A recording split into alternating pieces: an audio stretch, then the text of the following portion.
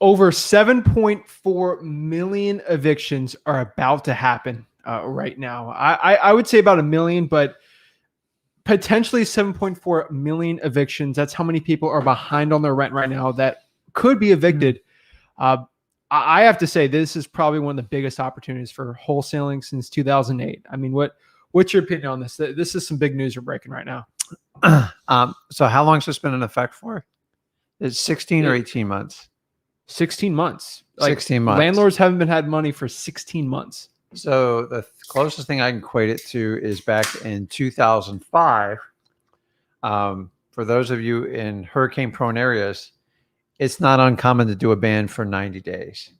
So the longest I ever went through was 90 days, and it took us 2 years to clean that up. Now, different market, different time, nothing like it is now, but that's a lot of people out there. You got to think about it. If you had just 3 small rental units and you didn't get paid for 16 months, what are you going to do? It's crazy. But so guys, this is Zach Ginn and Rick Ginn, by the way, but I just wanted to jump into it today. But the reason for today's, emergency broadcast type video is there's some big news going on right now. Big opportunity. The Supreme Court has overturned the CDC's eviction moratorium, basically stating, I'm not getting the perfect facts on it. It was, again, we're not getting into politics on this one, but party line 6-3. The Democratic left-leaning justices thought it should have been in place. The Republican appointed justices basically wanted it out. And they just said the CDC grossly overstepped their bounds. Basically, the CDC had, I believe, mandates where they could control some like pest fumigations or something like that when it comes to control. And the CDC basically said, we're going to stop all renters from being evicted. Yeah. And Supreme Court basically stated that that's way over the line. You need Congress. You need a way bigger branch. CDC is not a branch of government. So right now in most states, you can start evicting your tenants today.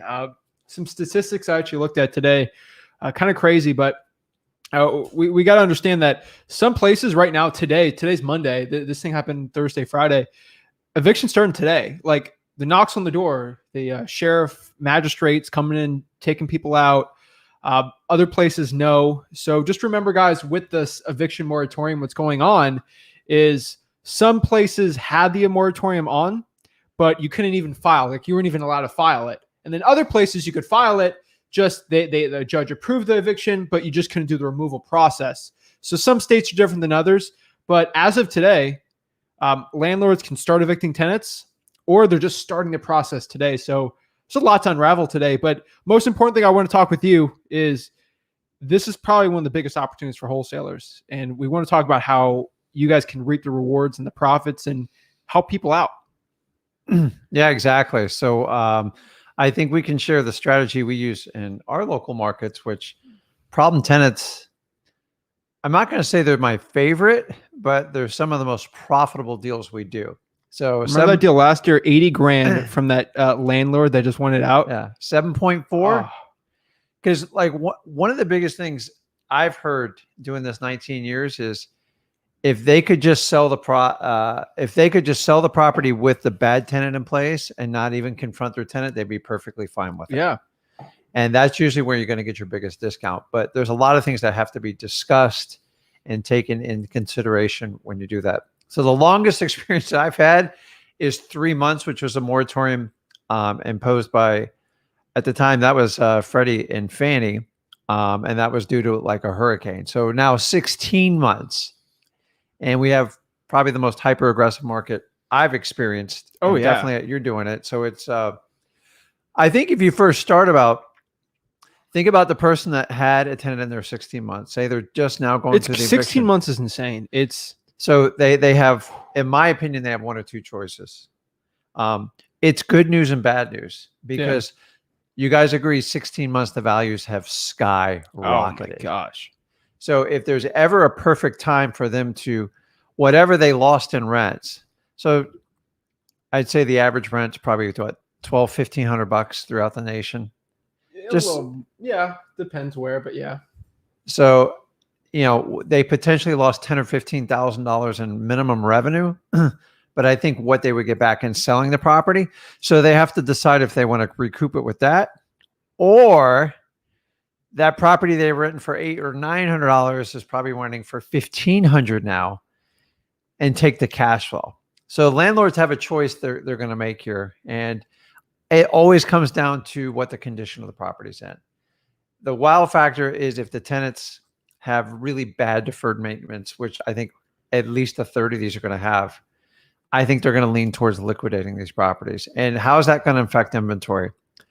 I think it's not going to stabilize, but there's going to be a lot of opportunities for wholesalers that can move fast and know how to buy properties with problem tenants. So if you got a trash property and they didn't pay for 16 months, I think they got about a 80-90% probability of selling. End of story. If it's not too trashed and it's truly a landlord, which landlords always go for cash flow, right? Yeah. They could potentially have a 40 or 50% increase in their cash flow. But I guess when you get zero, it's better than nothing. So you just have to decide when you talk to these people which one they're going to fall in. And the best way to do is get some eyes and ears on the property. Because guess what? The landlord hasn't seen the interior of the property in probably 16 months. Oh, yeah. So what better opportunity than to kind of show them like what's going on with it? And guys, the biggest turnover you ever have, or the best opportunity to wholesale a property from a landlord, is when they have turnover. End of story. So it's so insane right now. Like the big opportunities that we're having right now. I just think so many wholesalers, if they know how to target these lists, can be really good. So I really wanted to like break down right now, the list we should be going at for wholesaling, what we should be saying to these sellers, how we can actually help them out, and how we can actually get these deals. Because I think the wholesalers that take advantage of this opportunity versus not, it's going to be insane. I mean, I think to take a quick story. Remember that deal? We called it the zombie soup property for the OGs that have been watching this channel for a very long time. Made 80 grand from that deal. Remember the soot everywhere? It was so bad. But this was from a tenant right in the heat of the pandemic that refused to pay rent. They were not paying. And we got such a crazy discount for that property because the guy was like, hey, this moratorium's in place. I don't want to deal with it anymore. I don't want to like deal with this person. Get me out. And we bought it with a tenant in place, and we negotiated cash for keys before we got the thing under contract. We made like 80 grand on it. It was crazy. The tenant trashed the house. Yeah. They had that. It's weird. So guys, listen, there is a large percentage of people who buy real estate. I don't really call them. They're definitely not investors. They're definitely not wholesalers who want to buy properties because, they want to get into property appreciation, and they like to take some of the depreciation, doctors, lawyers, and stuff like that. For the most part, a lot of them are not equipped to be landlords. So I'm talking about the ones that don't even do a management company. There comes a time when an epic event comes up like this, where 16 months, if they're not forced to pay the rent, it's these landlords are actually scared to death of these tenants. I've seen it hundreds and hundreds of times. It's crazy. I've had tenants I've been scared of. Guys, I've been a motivated seller as a landlord. I'm just telling you, sometimes you get a property that's challenging. You get some sort of government intervention where they're not really forced to pay and take care of it. It can drive you nuts.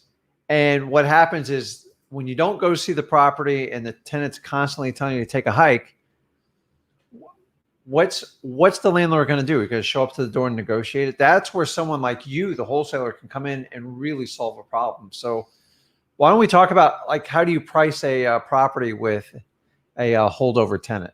What's the best way to do it? You need a discount. That's the way you do it, right? You need a discount. So in my mind, there's two types. I've had properties where we literally could not get in the door to see it. Now, if I'm buying a property with a holdover tenant and I can't get in the door, that discount has to be massive. It has to be massive, guys, because you're getting wildly into the unknown. For the most part, the ones that you mostly are going to find are the ones that the tenant goes, okay, I get it. The moratorium's over. I'm going to get evicted. How can it benefit me the most? And That's the one you do that you start negotiating what I call with the terror, not the terrorist. Well, they're kind of the tenant. And basically you're telling the tenant, let me come in and take a look at the property. You go in and assess the property, take as many pictures as you can, and then you meet them back outside of the front door. Now you know the condition of the property. You should have an idea of the tolerance level. Like honestly, if the bathrooms are completely torn up and destroyed, you know what you're going to wind up being taken over. But once you get that information, you can now go back to the landlord and go, okay, listen, I didn't get a good look at the property. She hasn't paid you in 12 months. What would it take to get the deal done? And I'm going to negotiate with the landlord. Now, I know what the tolerance is for that tenant, and I'm going to hold that information back a little bit from the landlord until I can find out a deal that gets done. So my play with the landlord is I really don't know the condition of the house, and I don't know when I'm ever going to be able to get her out of there. And listen, I know normally this house would sell for $150,000, and then I'm just going to go straight into my lowball offer. Could you do like 80, 85 grand? Like that's, I don't know what to do with this thing. Cause I just don't know how I'm going to be in your shoes. And that's not something I really want to do. And typically the landlord's going to come back and go, I can't take less than 100 or something like that. And then it's up to you to decide, do the numbers work? And then what I try to do is get a contract with them. And then I'm going to go back and talk to that tenant again, try to do a cash for keys. If you guys don't know what cash for keys is, it's exactly what it says for it. You give me the keys and I'll give you 500, or we've gone as high as $1,000 in cash. And the idea is we can get them out. And then what you do is you don't offer that money till they clean sweep it out and you get the property. And that's what I'm going to tell you guys, you are going to be presented. These deals are going to have holdover tenants in them. And things we have to factor in is so the first thing I would do is start tracking evictions in my county that I do most of my investing, or the multiple counties. Once you start to see an uptick in them, the question is how quick can the courts process this stuff, or your court's going to push forward, or is this going to take like a year to work out? So a lot of the landlords have already started their eviction process. They're just waiting for the writ of executions, basically where the judge signs off to it. And then they get their local sheriff's department to enforce the eviction. So time's going to tell in our area, and you guys are going to have to look in your areas too to find out how this process is going to work. So like where I've been, you can file and open the eviction and they'll happily take your court fees. But you could even get up to some hearings, but you could never get to the writ of execution. And here's the really funny part is, guys, this is only supposed to protect people that are affected by COVID-19. It's not for someone who just trashed a rental unit, but a lot of counties, the judges don't want to get into the middle of it, and either they're going to enforce them or they're not. The more liberal judges just say, listen, we're not going to hear any type of evictions. And that's what most people are putting up with. That's what we had to deal here with in Florida. But remember, this ban is only relative to people that were affected by COVID-19. So there have been successful evictions going on around the country. And by the way, this never, ever affected the commercial markets. So if it's a commercial property, it didn't fall into that jurisdiction. So if you have a multi-unit, it might have to be 4 or more. I don't know how they view it 4. I would try it as commercial. So would he be going after single family or residential right now? The same thing. I mean, not multifamily or single. I definitely single family is what I would be my biggest one to do. So, guys, 7.4 million people, man, it's a lot. And if you're in a highly populated state, now we do have to mention that it was a federal ban, which it technically expired, correct? No, it got overturned. It got overturned. So now we're at the point is you guys got to understand some of your states have a state ban. Yeah, we actually have the list here. So what I've seen here would be, let me see, New York, New Jersey, Oregon. I'm sure California's on there. Yeah. California and Illinois. I heard about Nevada. I know people have been telling me Nevada's on that list. I haven't seen where Nevada's on that list, but hey, I could be wrong. But I haven't seen Nevada at all in there. But really, it's so crazy what's going on. But yeah, this was a federal one. So, and depending on your state, Janet Yellen has told everyone that she's trying to get basically Congress to get through, and she's the Treasury Secretary. Biden's trying to get it in again. I'm not going politics with you guys here, but if you have tenants right now that aren't paying, negotiate with them. Try to get them out because they're trying as hard as they can to get this thing back on. If you have the chance to evict or deal with this tenant, I would do it right now. Yeah. I mean, if you've waited 16 months, now's the time to fix your problem. But I've heard, some of you've gotten around it because technically they actually have to prove up their COVID-19 status. But if your judge won't hear it, like, what's the point? Anyone can really say that. So the thing that concerns me the most about doing this 19 years, this is the first time I've ever seen the federal government completely, what's the word I'm looking for? Meddle in property right owners. Never, ever. So occasionally when you see a really bad tornado, we're used to the hurricanes over here in the Southeast. Honestly, this is unprecedented. And the question is, going forward, what happens? So I'm hoping the overturn sets some sort of boundaries for it.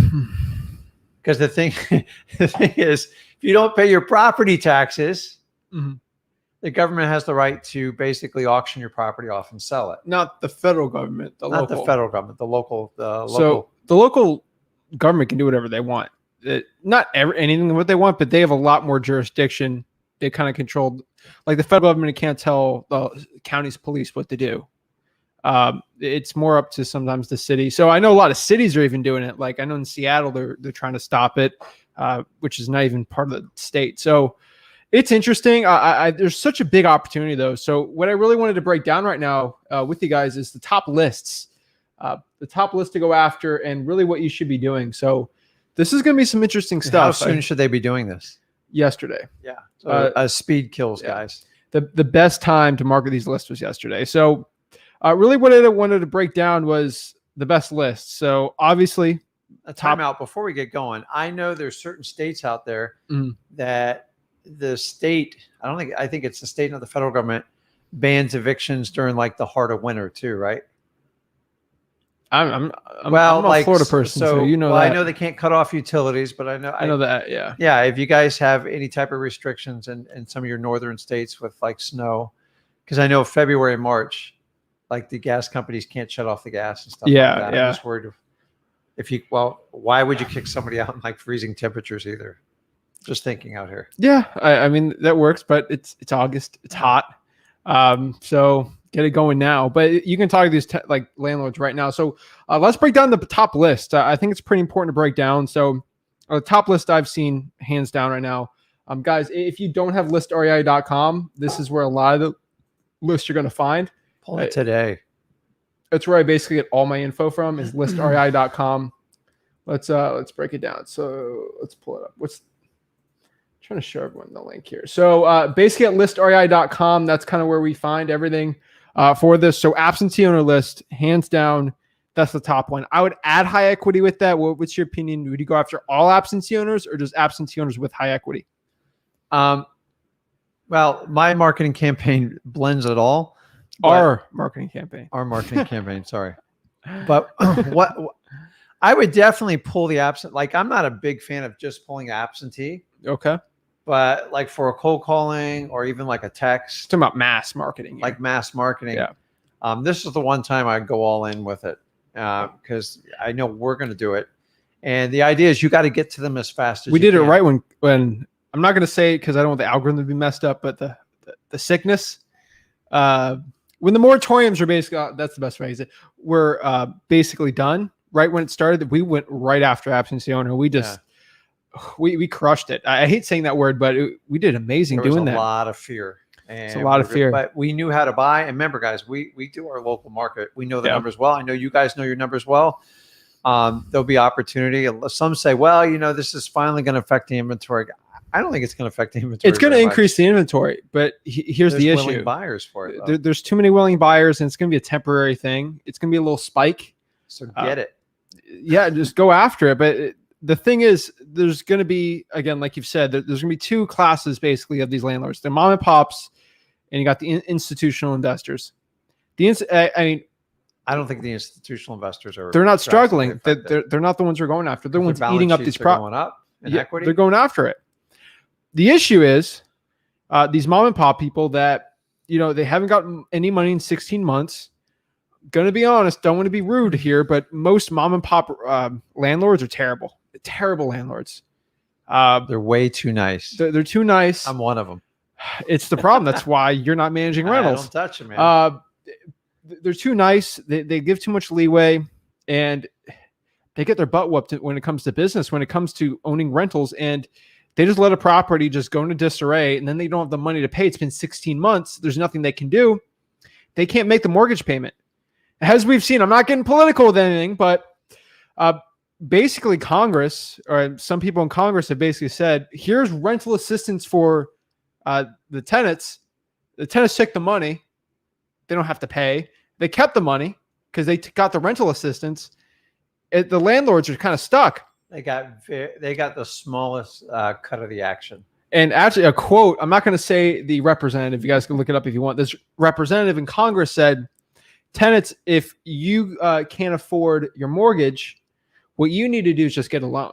That's what one of the Congress people said. Mm-hmm. One of your favorite people. But that's the way the government's looking at it. As a real estate investor, you got to understand how they're looking at it, so you can kind of speak to these landlords that are struggling, because they are going through a lot right now. Basically, they're protecting the tenants, and the landlords are kind of stuck.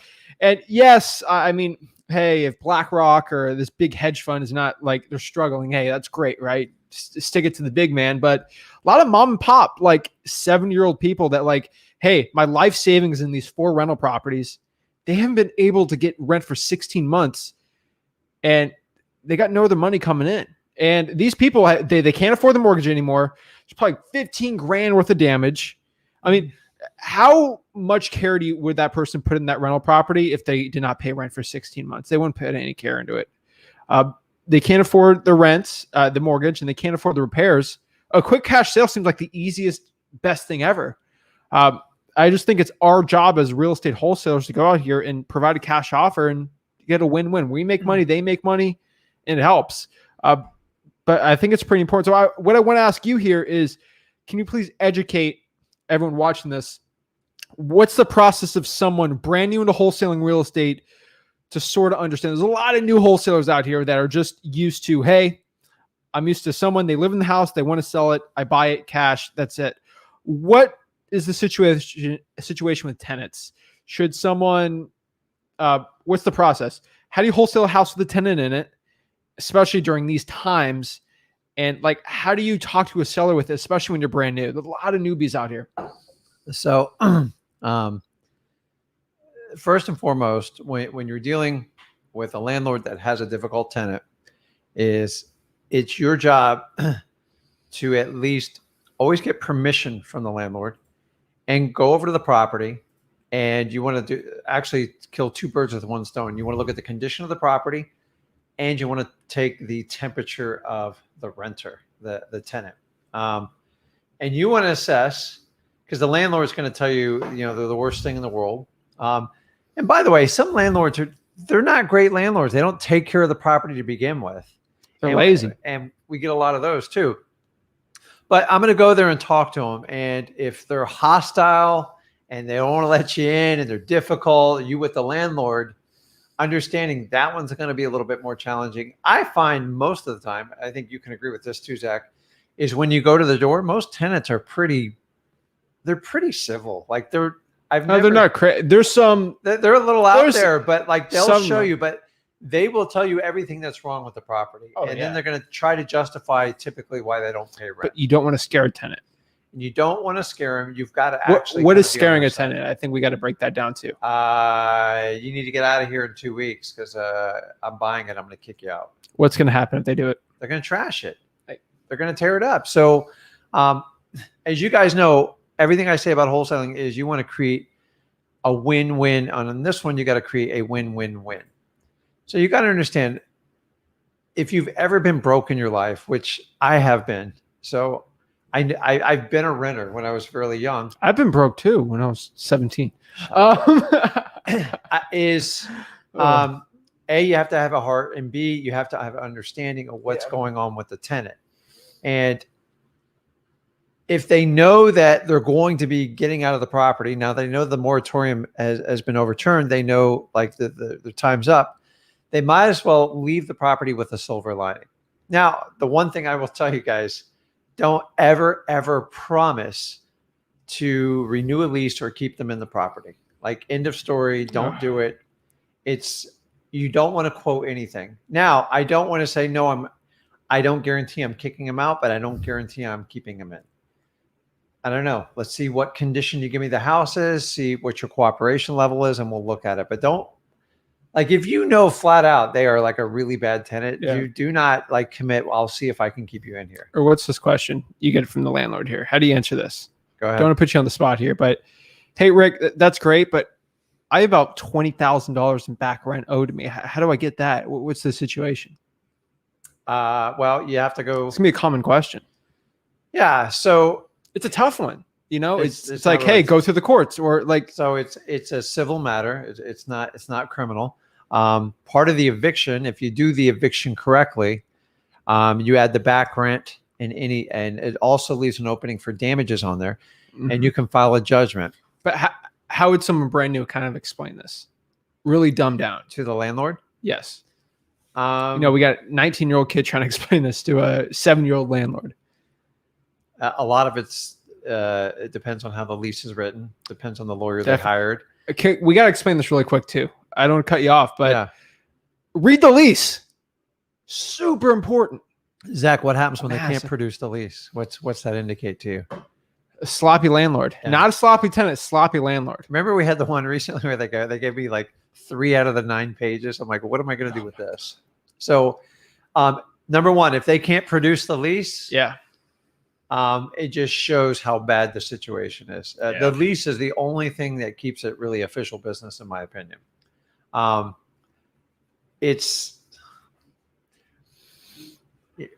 How do you talk to landlord about it? Honestly, you can do judgments all you want against tenants.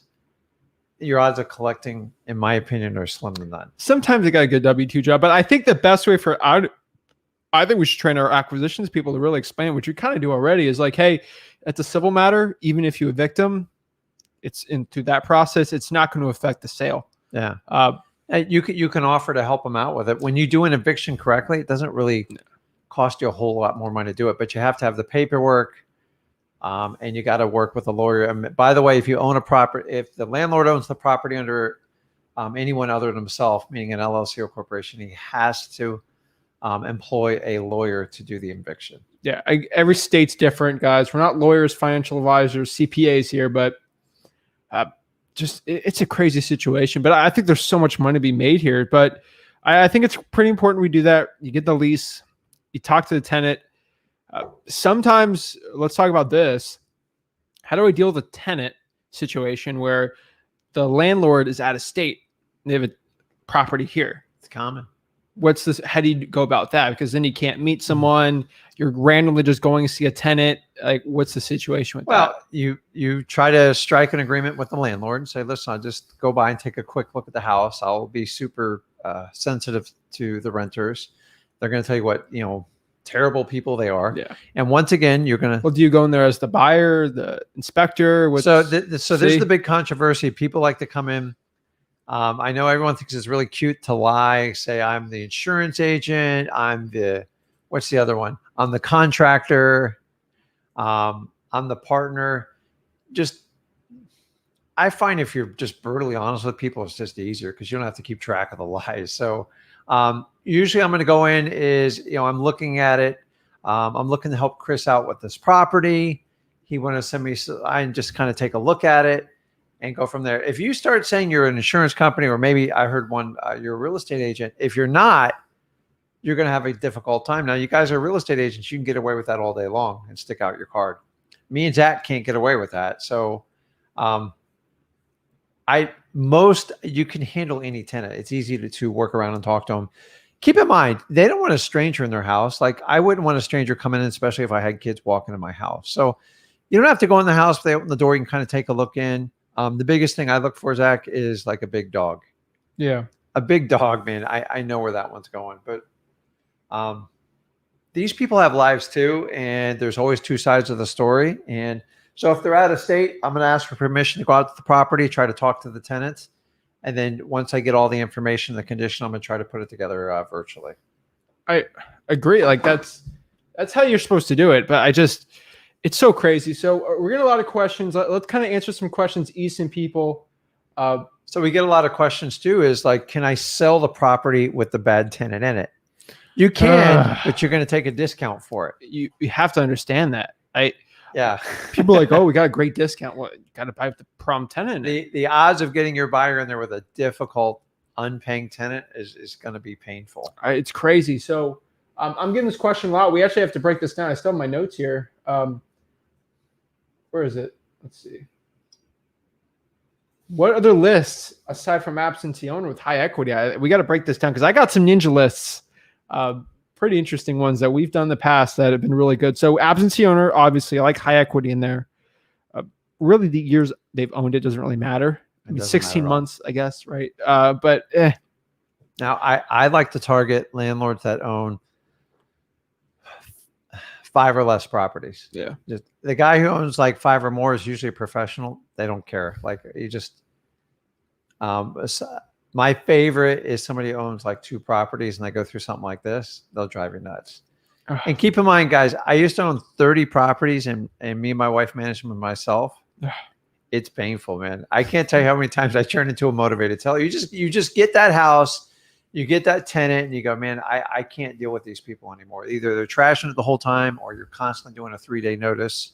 I'd always start with absentee owner because that's like the kind of like the pre-probate list. That's not even pre-probate. It's they're all on that list. The best list in theory would be an eviction list. That's what I'm talking about. Like, hey, what if we have a list with all of these people that aren't paying? That's the eviction list. You can actually go to the clerk of the court and find that. Correct. And they've been almost non-existent for the last 16 months. They're filing them now. And here's the thing. No one knows how to pull eviction lists. It's crazy. I don't have this big ego, but we do have people watching us. But the cool part is this isn't like a huge channel. Like it's not like everyone in wholesaling watches this. I wish they would, but not everyone watches this. So the people watching this live or watching the video, the replay, you have an advantage over the average person that only watches like 2 gurus. Is get the eviction list. Go to the county clerk of the court. You walk in there if you want, or go online. In the little tab, it's evictions. Like, or you just go calling, hey, how do I pull the eviction list? They'll show you. It's free. County clerk of the court. Yeah, they really have to give you that. You got to be nice to people. With COVID and stuff, just go in there with a mask. Walk in there about it and get the information. And, it's an amazing list right now. And the minute I get one, I would be hyper trying to connect them with a cold call. Exactly. Whatever I need. And then cold calling eviction lists. Ooh. And here's one of the other techniques I used to do too is sometimes the owner's difficult to get a hold of. Obviously, the neighbor's not going to have a lot of information. They're probably going to complain about it. If you see a car in the driveway and there's a tenant, if you're bold, go up and knock on the door. That tenant will give you absolutely everything you want to know about that landlord. They'll tell you everything that's wrong with the house. Yeah. And go from there. And guys, you guys got to have heart too. 7.4 million people. You think they're going to get a shock when they see what the new going rental rates are across it's crazy. the country? I mean, we haven't even talked about that. They're going to be in complete culture shock, especially in our area. Oh my gosh! And here's a ninja list. Do people want to know about it? I'm just curious. Let me know in the comments if you guys curious about this other ninja list. I know a list. Are we thinking the same thing? I think we are.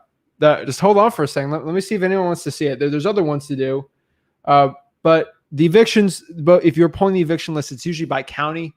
Some cities are doing it, and you're going to see them just blow up one day. Yeah, but you ready for the list here? This is a really easy one. I've done a video on this before. It's probably different than when you're thinking, but if you cold call for rents, it is insane right now because they finally got the person out. This is going to be kind of in the future.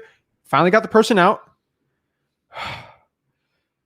put it for rent, Yeah. and like, cash sale.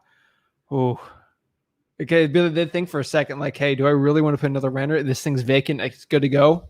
They can recapture everything they lost because of the new appreciation in the house. And here's another one add to it.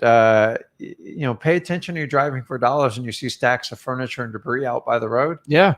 Those are tenants gone bad. They're most likely going to be those types of landlords. So when you see it going out, I got one more to add to it. Add it. Garage sales. So listen, people have garage sales when they're getting to move out, especially landlords, because keep in mind is the first thing they do is they put up a garage sale sign and they put their stuff out there.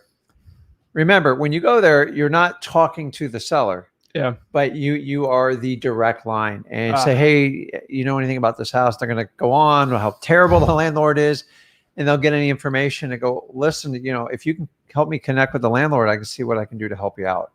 You're going to have to wind up doing a cash for keys for these people anyways. Yeah. I'd rather give somebody $500 to clean sweep, take it out the door, than give $1,500 to a lawyer to start a process to drag it on for 3 months. I agree. And then plus, basically, you're bribing them not to basically burn your house down or trash it. Oh my gosh, which it's happens true all the time. So, guys, garage sales. I think you can search Craigslist. There's all sorts of tools online to search. I think Facebook Marketplace has a big one. I think you're going to see more and more garage sales. And when you see garage sales, the tenant usually moving out. And when you contact the homeowner, the landlord, 9 times out of 10, they don't even know they're moving out. And you know what? You might be giving them the best news of their life.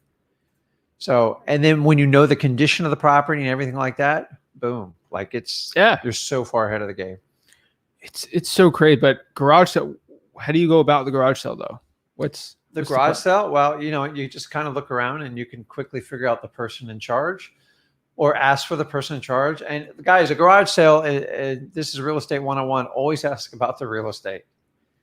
Like, when Zach was young, he used to play around with the trinkets in all the house. Oh my God. And my job was eventually to get him mature enough to I go, here's where the money is it's never in the furniture. It's never in the stuff in the garage.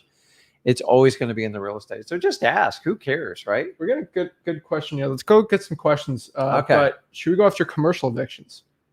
Yeah, but they weren't affected. It's true. So I would do them as status quo. We don't care about we don't care about the corporations. It's the tenants that we care about. It's not the companies going out of business. It's so commercial has really been no effect. So if you've been doing it, just keep doing it. If you haven't, just understand this doesn't really affect it. It's true. Let's see some questions. See how we can help the people out. But okay. I think cold calling that list, SMS text blasting that list, and doing direct mail that list is amazing. Even door knocking with the tenants, man. I'm going to tell you what, when you got a difficult, here's the good news, bad news. When you got a difficult tenant and they're beating up the landlord, it's going to be hard to deal with that property. The property's going to discount. If you can get favorable on the landlord side and work with the tenant, and I always look at it as like I'm a mediator. Yeah.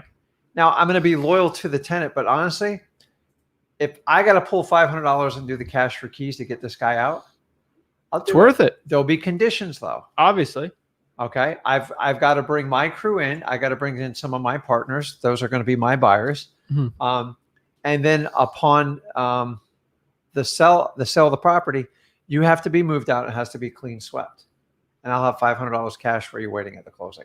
Who cares? For $500, if you're making a $20,000 or $30,000 assignment all the time. So many people are scared to tenants. If you just talk to them and hear them out.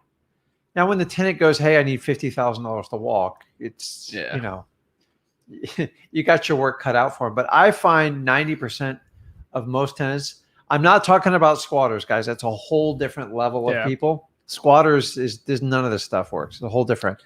Most tenants, they have family and stuff like that. If they know they're going to go out, they want to take something on the way out.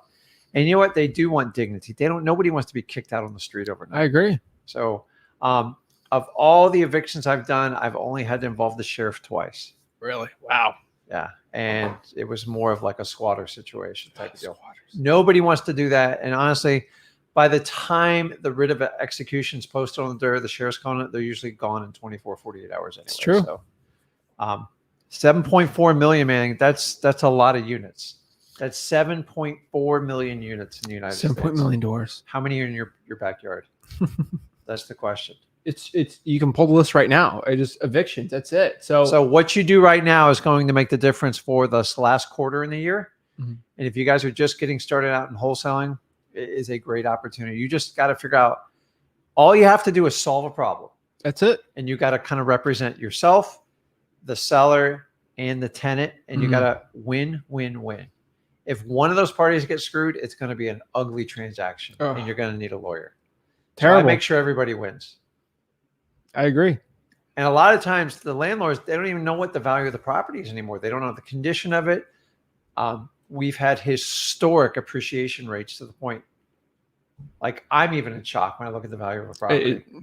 So I look at a rental, I'm like, okay, well, hey, Zach, what's that thing worth when we have a tenant moving out? You're like, how can that be? You always think it's fake. It went up like $80,000. I remember the one deal where I was like, it was like, what do you put in the market for? I was like, 200. You're like, no. Well, back in 2004, I bought that for 20,000. I'm like, it's not 2004. I stopped doing that, so that's why I don't set the prices. So Devin Hester isn't on the Hurricanes anymore. This is a different time. Starting on football, man. This is a different time. Started. He needs to get back on that program. Oh my gosh. So Paul says here, let's go. Ready for some gems. Thank you. Marinick says, give us the golden ticket. Share that knowledge. Thanks, guys. I appreciate it. Dynamic dual is in effect. That's awesome. Sam said, actually, let's go back here. Let's see. Will landlords recover back rent in Florida? Depends. Well, the rent was never forgiven. So once again, it can come down to, they have the lease written correctly. Have they done everything they're supposed to in a landlord relationship? Yeah, I'm not a lawyer here. I've been a bad landlord. I've been a bad tenant when I was younger, so I've been on both sides of the equation. So it's the rent's never forgiven. It was just a question of are you going to be evicted or not? So in most of these suits, they can file for all the rents, the money's due, and any damages, and they get a judgment on it, and it ties to the person. And then if they ever decide to get a W-2 job or anything like that, it's going to stick to them. So, by the way, most landlords, I'm talking mom and pop, 80% of them never go to file a judgment. They don't know how, and B, it seems scary and like a lot of work. They don't want to deal with lawyers. The professional companies, they all go for it because it really doesn't cost you that much more. And eventually, even if you went after someone 10 grand and you got 1,000, it's better than nothing. I agree. So. Boom. So it doesn't attach to the property, it attaches to the renter. And if they're young, if they straighten out things in their life, then that could be worth something down the road. It's good for 10 years. You got to renew it after that. What? The judgment. That's at least in the state of Florida. Justin wants to know, what's your thought on batch leads for finding list? The basic plan, you can skip trace and the list. Same cost as PropStream. I prefer listrei.com. The only slight edge you get on listrei.com is you get that drawing for dollars. You can have your own little website there. Really, the data I think is pretty much comparable. I just preferred PropStream. I prefer batch for skip trace. Skip tracing batch all the way. SMS, cold calling batch all the way. But I don't see a big difference between the two. I just prefer PropStream because you get the drawing for dollars list on there. But really use whoever you really want. I only recommend what we use. So when I recommend smszac.com, I use that. Zacdialer.com, we use it in our business. Guess where we pull over direct mail list from? ListREI.com. ListREI.com. So I just recommend what I do. 10,000 every month. Plus, batch is basically the same. It's just I just think of the free drawing for dollars app. It just get the slight edge, but that's just me. Just get the list. What area would that also? What I want to add, I mean, again, it's like buying a Lowe's hammer versus a Home Depot hammer. They're both hammers, right? You just don't want a Harbor Freight hammer. You do not want a Harbor Freight hammer. But you got a Lowe's 4 bangs and the head falls off. Yes, but I mean, they're both high quality. By the way, guys, I've tried every list service known to mankind, and I think ListSource has the best data, but it's not worth 25 cents each. I think their average cost is 15, 17. They're trying to radically fix stuff, but it's I've done that. I've tried Melissa data. I've tried listability. I've tried just about every one of them because they all give me like a great service. And Yeah. when PropStream came along, I think we waited 6 months before we actually made the switch. And what I did is, guys, if you ever have a question, just split test the data. I always tell everyone to do that. Split test the data. And in ListSource, here's a little tip for you. You can actually pull the information and get the counts before you pay for it. Ooh. So that's what I did when I first started using listrei.com. I just wanted to see if the data was comparable. Yeah. And at 10,000 pieces, when I was paying like 15 cents, it was like a no-brainer. I agree. It's crazy. I mean, it's guys, it's a no-brainer on that part. So we've been playing around with their vacant list, and we got a couple good deals off of that. I mean, it's not perfect, but it's another list to pull. It gets the job done. Let's see. So someone wants to know, how is Florida handling all this? They're going to go. You start evicting now, right? Yeah, I mean, we're so what happened They is, have actually been well, to evicting this before. point, it's been up to the individual judges, and in our area, the judges put all the evictions on the back burner. Yeah. So you can look up in your county. If you have a county where they let you actually open the eviction and pay for it, you're going to have a backlog. You can get that information from your courts. Mm-hmm. I believe in our local area, there was a couple thousand last I looked. Well, if you look at the eviction list and it's like 0, nothing really happened except right now. They're all filing it now. But if you see like 5,000, then you're going to know, right? Yeah. So it's funny because they were happy to take your money. You could walk in there, file your paperwork. I think it's $330 or something to file to open a case. And after you pay for it, then the person tells you like, hey, just to let you know, there'll never be a writ of execution on this until they lift the moratorium. And they say, half those people filed it not even knowing. So I think Florida will be fine. But, remember, Florida is a very pro landlord state.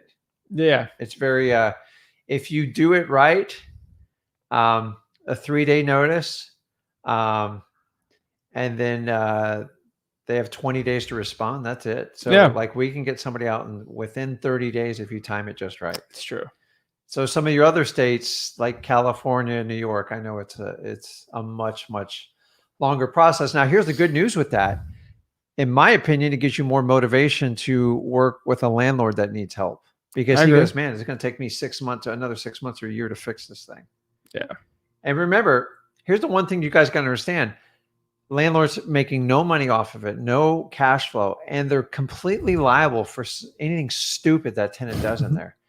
And then he or she gets they get their insurance bill for general insurance, liability, wind, and everything. And it's like a lot of landlords, they own them cash, they let it slide. I mean, they are under massive exposure. One tiny little lawsuit. I've been sued by a tenant. It will tie you up for years. And they somehow, if you have $1 million policy, they know to sue you for $1 million. Yep. All they're trying to do is get your insurance company to settle. And it's just like the lawyers that do the car accidents. They come out of the woodworks. Oh my gosh. And they love to find landlords that do not have liability policies, because you're an easy target. I agree. Let's see here. You guys are dope. Appreciate you both. Thank you so much. Dope. Appreciate it. Let's see here. We're getting some great questions. Ninja List. Love it. Garage sales, guys. I'm telling you, garage sales are it's what everybody wants to do when they're getting out of a property quickly. Robert thinks it's genius. I appreciate it, Robert. Legendary content as always. Steve, we gave him the Ninja List. Steve's always helping from Boston. You've been to Boston, right? Yeah, I went in March, unfortunately. It's like it's the multi-family properties. Everything's a multi-family. It seems like in Boston when I went. It's pretty cool. Oh yeah. Great question for you. Price points are crazy. It's crazy high. It's like $740,000. So Terry wants to know: is there an eviction list for mobile home or mobile home parks? Same process. Yeah. The exact same process. So Guys, all a mobile home is a fancy car that's registered through the state of Florida. Depends what you consider a fancy whichever car. state, and then the land is optional underneath of it. So a mobile home park, they usually own the land, and then they put the mobile homes on it, and they basically kind of treat it as cars. So plenty of opportunity. Mobile homes are the new affordable living in Florida, by the way. Actually, I think the whole South and the Southeast, Yeah. it's like we remember how many mobile homes we just ignored them all. I take it $9,000, and I don't want it now. They rent for like $1,100-$1,200 in Florida. Oh, we got a mobile home. We're getting like $1,000 a month. It's crazy. Yeah. And they keep it very nice. Yeah, you buy it and it's paid off in 1 year. Oh, it's beautiful. It's hard to make the numbers work right now. So you told me, you said, Zach, we got $1,000 for that mobile home. I'm like, you're crazy. You're crazy. And they typically rent it for $300 to $500. We paid off the property like in what, like 8-9 months? Like, it's crazy. And but that was a creative financing one, but it's just, someone's gonna pay $1,000. So I'd rather live with a roommate in a regular house than live in a mobile home. But maybe there's a stigma to it. I don't know. But so let me know when you want to talk about the whole creative sub 2 part of this equation. Talk about it. Get it going. So we're about to blow some minds. So there's great get the notes. There's great opportunity on like sub 2s. So there will be landlords when the renters stop paying them. Some of them will just stop paying their mortgage. So like, how do we deal with someone that's 5, 6, 7, 9, 10 months behind on their mortgage? Guys, it's all you are is solving a problem. You do not need this complicated course to figure out how stuff works. So if they owed $1,000 a month on their rent and they're 6 months behind, somebody has to make up $6,000 in payments, probably some penalty fees and stuff like that. That is a great opportunity if they're open to doing a subject to making it up and taking it over. Just please do not take the tenant over the tenant. Ooh, because that won't work, but you will get the new adjusted rents, which should be significantly higher. You know exactly what the numbers are. And I always I'm old school when it comes to sub 2. If you can't cash flow, you can't buy it. So, so say you owed $6,000 and you had to catch up the mortgages. You got to, and say there's $3,000 of repairs. That's $9,000, right? Yeah. You have got to have the ability to collect at least $10,000 when you move your tenant in there on whatever you're going to do, a wraparound, a lease option, just owner financing. Guys, you cannot afford to be giving the landlord $25,000, paying $6,000 back in back payments and another $3,000 in repairs. To me, guys, I don't want you doing that. I would never do that. To me, if it doesn't cash flow day one, do not take it because you don't know what the end result is going to be. During the last market, I did a bunch of subject twos. This was back in 04 to 06. I collect a lot of them. I got to tell you, I had to go back and meet with owners and give them their properties back because rents adjusted so much. And I couldn't sit there and put a renter in there for $800 when I had a mortgage for $1,200. We're getting this question really quick. Can you define a sub 2 really quick?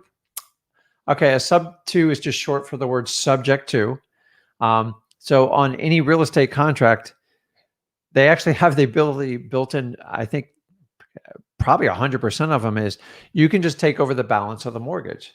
So if somebody had they bought a house for $150,000 and they have a $140,000 mortgage and say they got behind it, if you decide to take over that mortgage, you could have the property deeded to you if you choose. I'm not here to tell you how to take title, and you could take over that mortgage. A lot of times the seller winds up getting some money off hands, but most people that do that, they just want to get rid of the property and they can't find any other way. The best subject twos by far come in softer markets. So we're still in a little bit of a hyper aggressive market, but if you do find a landlord that is behind on payments, it is a good conversation to have with them about doing a creative deal. I agree. And if you don't know how to do it, just get with someone that can help you out or anything like that. Guys, it's not as complicated as you think. No. It's not mysterious. It's really black and white. It's like, just find out what they're behind on their payments, find out what the rents are and what the repairs are, and do the numbers. But here's the problem. If that landlord wants $30,000 to take over his subject to, that's only cash flowing a couple $100 a month, and there's a ton of repairs, Guys, don't do that. I'm telling you, that is not the beast you want to take on. Yeah. I just try to wholesale those properties and move on. So if I if I have to give up $10,000 total, I want to find a way to collect 15 grand up front. And remember, I'm only going to profit 5 grand up front, but then I'll profit every month. And then when I sell the property as well too. So I like to make big spreads. When the market was really down, it was really easy to take over a property, give someone 1,000, maybe 3,000, and collect 10,000, and just do it over and over and over. But some properties, to be the ones you like to take over, the interest rates for the last few years have been phenomenal. That's crazy. So we like to take over anything that's really. Everyone complains how high the prices are, but they don't complain about the interest rates. Yeah, but remember, any type of creative financing, it's about the numbers. It's about cash flow. It rarely has anything to do with the end exit price. Yeah. And so I've bought properties where the exit price was unrealistic, but it still made $600 or $700 a month. So creative deals are all based on cash flow. If you can make it, if you wonder why that guy is doing the cash flow, why he's doing it, it's because the cash flow is so positive. It works. Who cares? Yeah. And we have the lowest interest rate to be able to take over a subject to 5% or under is like unheard of. Like I was taking over 9-10% once. That's why I was giving them back. So, great question here. Eric wants to know, how can I wholesale landlords know if they know it's a hot market? Why would anyone sell at a discount? I'm confused. That's the age-old question. Why would anyone sell at a discount? Well, if you went 16 months without getting your rent and there's $20,000 damage to the property, is pretty self-defeating. And by the way, a lot of small and pop landlords, they like to do all the fixings themselves. Yeah. And guess what, Zach? When you go to Home Depot to get that sheet of plywood, do you think they're going to get sticker shock? It's unbelievable. The cost, what inflation has done for a rehab on a house will blow you away. So whatever you thought was 10,000, multiply it by 3. And that's even if you can find people to help you do it right now. Well, this is the age-old question. Why would anyone sell at a discount? That makes no sense at all. And I think it's an important one to go after and talk about, but people sell at discounts. Why do people like trade in their car? They could go back in there, go to Auto Trader, get the Carfax report. They can get the VIN. They can wash it themselves in the hot sun. They can go meet with 50 people in a parking lot behind Wendy's and try to sell the house sell the car, negotiate it, do the deeds, go to the tax collector office. They don't deal with it. It's just easy and convenient. That's basically how America's done. Easy, fast, convenient, right? Easy peasy. Yeah, well, like Amazon. Like I have a car right now. You already go through it. I don't want every stranger, coming over from Craigslist and doing all that. And now today, you don't know anybody who's coming over the house. So it's like, I know. Even realtors, they have concerns with them. Why do people do pawn shops? Like you just want quick cash, easy. Like it's simple. Yeah. If you guys if you remember the height of the pandemic, nobody knew what was going on. How many sellers we have calling us like, okay, I want to sell now. They're like, I got to get rid of this thing now. And now I'm like, oh, now you want to sell? Yeah, It was just instant fear. The prices dropped, and the market was still really good before COVID hit. Would you agree? I thought the market was going to drop like crazy. Yeah, I was wrong. Listen, we're all wrong. Like, nobody has a crystal ball what's going on.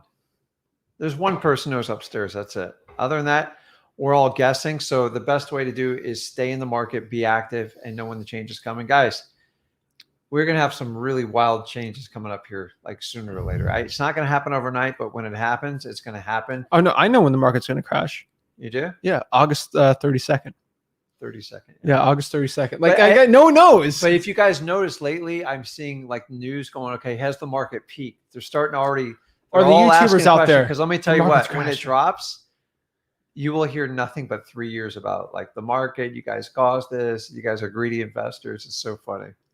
It's so funny when that happens. But people sell for discounts all the time. I've been a motivated seller multiple times. I just couldn't deal with the property anymore. I just didn't want to deal with it anymore, especially when the tenants weren't paying me and they trashed it and then move out. Guys, being a landlord's not as simple as it sounds. I promise you.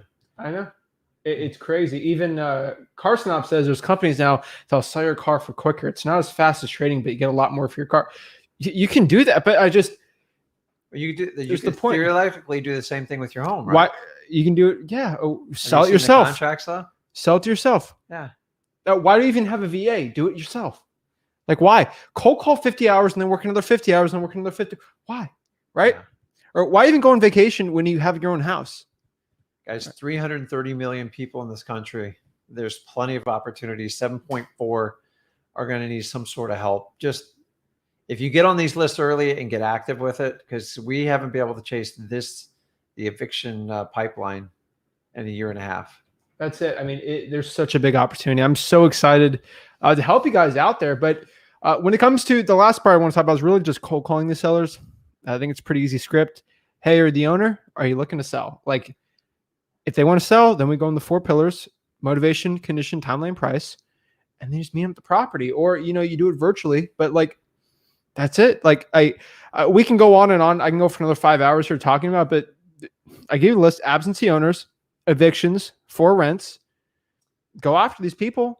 See if you can help them out. Create a win-win-win. A win for the seller, a win for you, and a win for the tenant. Make some money. That's the name of the game. Yeah, just listen, you'll hear a lot of stories from your tenant. Just you can build basic rapport with them and just let them know like you're human. And then you can, if the landlord sees that, he sees you're kind of the shield taking it from him. Yeah. And listen, the landlord, 9 times out of 10, they don't want to deal with it anymore. And they're like, okay, you kind of get the tenant I'm dealing with. And then every time we have an issue with the tenant, we go, landlord, I'm struggling getting this extra set of keys from you. He goes, you see what I'm dealing with. Yeah. I go, I know, I'm going to work you through it. The question comes here, Zach, can they sell these properties with really bad tenants in it? Can we wholesale? Because we like to move properties fast. Easy. Are they going to take more of a discount for it? Of course. So you're going to have to leave a little bit of room in there if you have a difficult. All you need the tenant is to cooperate with you.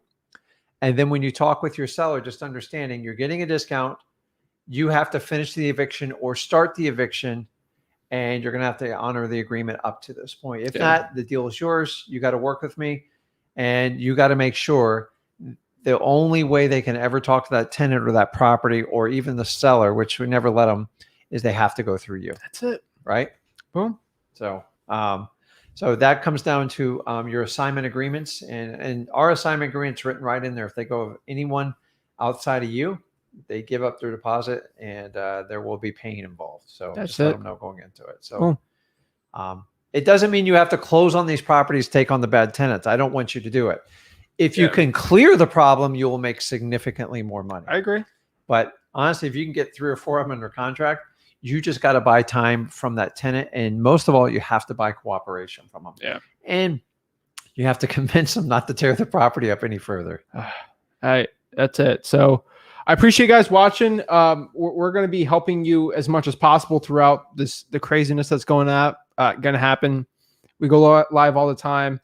But that's it, guys. So go to freewholesaling.com. You want to learn wholesaling real estate for free. Hands down, best course out there. Parting thoughts, like, take action, right? Just go out there. I would eviction lists, go. Like, no more watching this. Just go, right? This is nothing more than a timing piece. So if you find the person that's just said, listen, I've had it, I have an opportunity to get them out. Remember, if they have to sell it. Wait, I got to break this down. This is a good one. This is a great one. It's my favorite. Now we're going to get into controversy. We got ISA. People are losing their homes, families falling apart, kids dropping out of school, disabled, being unable to work, and all you people do is for exploitation. This is an interesting one. We get called this a lot. The only kids that are dropping out of school are the kids like the kids from like Fort Pierce. They're dropping out and making their life change. Can I break it down here? Okay, I break it down like. So people are losing their homes, families falling apart, kids. Landlords are losing their homes. But yeah, okay. Yeah. I don't know where you live, but if you live, I guarantee you have to make a payment on the house. So either you rent it or you own it. What happens to the bank when you don't make a payment?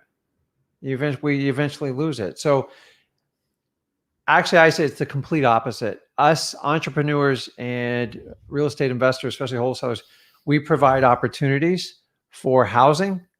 We rectify problem properties and we make them affordable in the market. So your exploitation, no.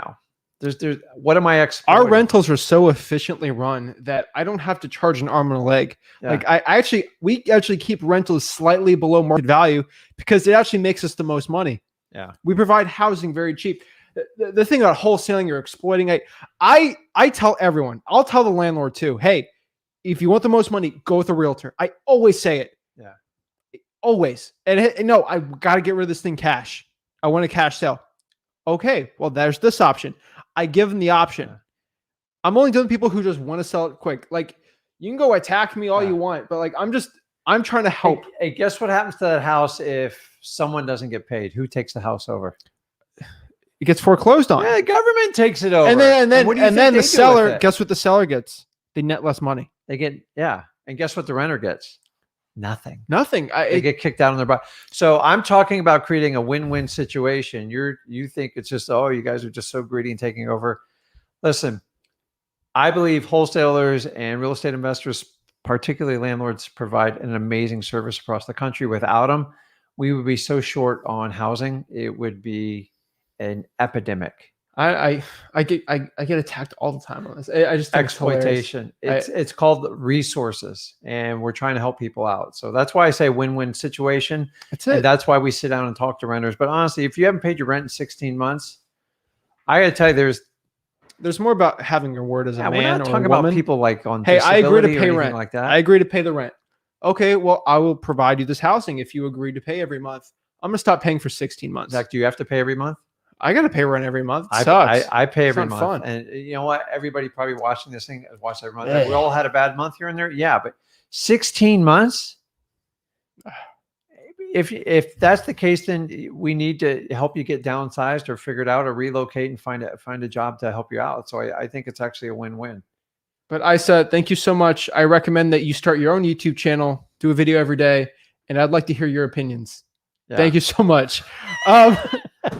Yeah. So I'd like to get his or her landlord. Like, give me a break. Like, guys, everybody has to pay. The government, we have state and local taxes. It's just fun to see a hater out of the woodworks. Like, usually they're hiding behind that's okay. the screen. They got their real name on it today. That's a shocker. But hey, listen, we welcome all comments. It doesn't I love it. have to agree with us, but it's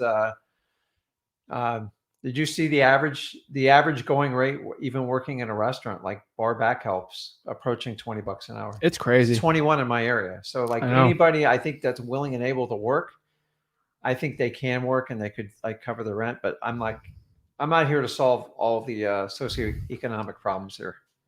So I appreciate it, guys. Thank you so much. Like and subscribe, freewholesaling.com. Trying to help the people out. Parting thoughts. Guys, just get started on it. It'll get you started the fourth quarter. And as I said, you got to do a win-win-win situation. You are going to have to involve the tenant. And the idea is if you can get them some cash and possibly even help them find out a rental, but which is going to be tough, but I don't know, man. I want to help everybody out, but we all have to pay our fair share. And there's nothing worse than a landlord that's provided housing and got taken advantage of this. I know some people had 2 or 3 tough months, but 16 just seems beyond excessive. Like, what if they extended this thing to 24, 36? What if it wound up being a 4-year thing? It's just, guys, if they did that, I said, just to let you know, then investors would stop buying rental properties, and then you think your rent's expensive now. Don't put that evil on me, Ricky Bobby. You would have large corporations, and everything would be $2,500 a rent, and higher. So, guys, get started on it. Don't put that evil on me, though. 4 years, 4 years. Don't even give me started. There would be some ticked off landlords here, but it's crazy, man. Appreciate it, guys. Thank you so much. Awesome. Have a great one, guys.